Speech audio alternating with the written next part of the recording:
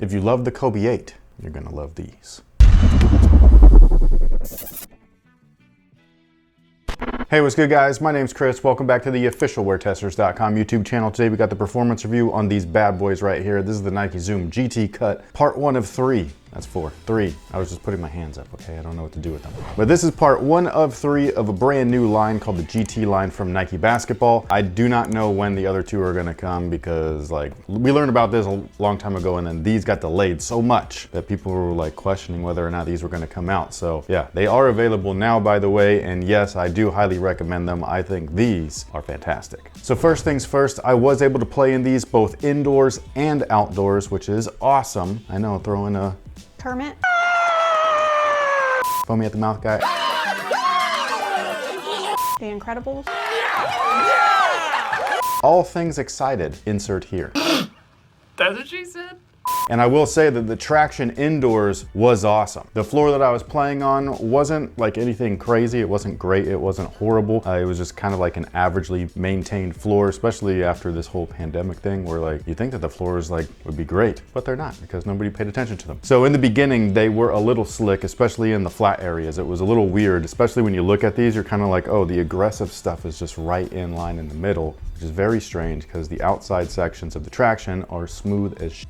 But with a little bit of indoor break-in time, they ended up becoming extremely grippy. I don't know if that's from the rubber compound, the traction pattern itself, combination of the two, which is most likely. All I know is that indoors, they were very solid. On the flip side, normally when I take a shoe outside, they grip really well because our courts out here are kind of like, they got a little bit of grit to it, like a smooth sandpaper. So usually stuff sticks to them perfectly. These did not. I ate it multiple times in these things. It didn't matter if it was on a line or not. The lines were extremely slippery, but the rest of the court was as well. So indoors, they're a beast. Outdoors, probably wouldn't recommend them. Also, I do think it's really weird that there's like no fraying on them, none, you know? And I played in these outside and inside a lot, and yeah, nothing. Now the cushion is probably my favorite part about the shoe. It's in a couple of different sections. So like the Kobe, there's a drop-in, which is great. This one's shaped a little bit differently than years past. It's got a little bit of a curve to it. It looks like a track shoe, like a track spike almost. And basically it's meant to keep you on your toes, but all of the rest of the area from the midfoot back is covered in cushion. So this guy right here is React. And then inside the rest of the shoe are 2 Zoom units. One is a Zoom Strobel, which is full length. The other one is just like a little regular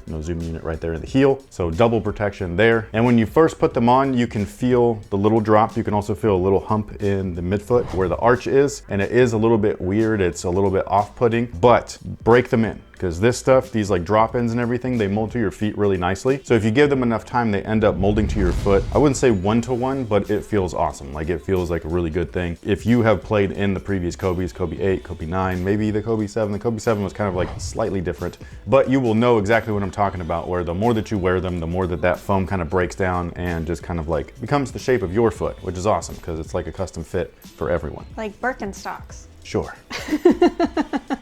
Some people are asking about this guy right there. Is it a pinky toe killer? Not for me. I didn't even notice the damn thing. Like, it is what it is. It's there. It does its job. It cups the foot. It was awesome. Now, the materials are great. Like, this is one of those things where there's nothing on here that I like. Okay, so I love leathers, suedes, nubucks, you know, the premium stuff, the stuff that we got when I was a kid. And this has none of it. None of it's on there. But as long as it performs well, that's all that really matters. And that's what this guy is right here. We got a lot of neoprene, a few synthetic overlays, and then this, I don't know what to call it. I called it like crazy fly knit, and I was told that it's not fly knit. So whatever it is, because they didn't tell me, I was like, well, then what is it? And they were like, Friendship bracelets. Hey, whatever it is, man, this is hella comfortable. Like, it does its job so well that I'm just surprised because it doesn't look like it would hold up well. It looks like you would kind of bust right through it. That didn't happen to me. You got lots of airflow in here. Like, you could legit see through like those perforations and stuff. Like, you can see your socks and everything. And they just are mad comfortable. They break in so quickly around the upper, and I really like it. I hope that the other 2 versions are made like this. I don't think that they will be. We don't know for sure. This is just speculation on my part. I do think that because they are like a different, like Like one's the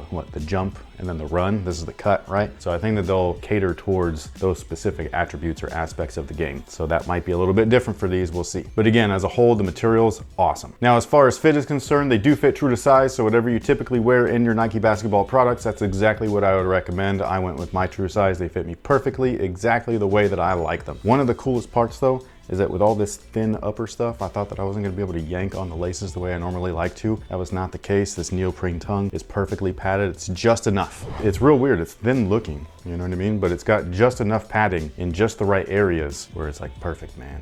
You can just yank on these all day. The lockdown was fantastic as well. The only weird thing that I will say, this was not a lockdown issue, it was a sound thing, but because these are two separate components, right? So there's the zoom unit and the rest of the shoe, and then there's the midsole that, you know, can be removable. On certain movements, I can hear the heel go, and it was just a little distracting. It did not affect any of the lockdown, but the sound made me think, is my heel gonna come out or am I shifting in the shoe? The more that I played in them, the more that I've realized that it's just a weird sound. I think it's just because it's not glued down and it's rubbing on the plastic zoom units. Probably like adhered to your foot and it's your foot lifting slightly. It's possible, like a lot of moisture, and when you are flexing like that, things are moving, and so I believe that that is what's happening. Now, as far as support, it's not extreme. I think this is like that right balance of like, oh, you can flex in the shoe, but it also contains, it also has midfoot support, heel support, aka lockdown, all of that stuff. So to me, this is really well balanced. Some people might want a little bit of extra. This one does have the midsole in it, so this midsole's for the other shoe. So when you don't have that in there, right, you can do all of this. You can't do it as much. You can still flex it, but that torsion bar right there, that's where you have no movement, and that's exactly what you want. So you got all that flex up front. Everything from about here back to me is great. Somebody a little bit bigger than me might want a little bit extra, and again, I'm hoping that those other two models are different. I still hope that I like them, but I just hope that they're different enough to where it's like, oh yeah, there's definitely like, this is one shoe for one type of player. These are two other shoes for two other types of players. So with all that being said, again, I do think that these are bad boys. I think these are fantastic. The only thing is, make sure that you play in them primarily indoors. Outdoors, for whatever reason, at least on my course, it just wasn't cutting it. And yeah, I don't know why. However, we do have something special because we actually went and asked our Discord members if they had any specific questions about these, and we're gonna pick a few that were not kind of like gone over in detail or whatever in this review. Also, if you wanted any more information, you can go over to WearTesters.com where you can see their price, their weight, their scores. And with that being said, what do we got from Discord? George2312 asked, does the slope of the insole change your game? No,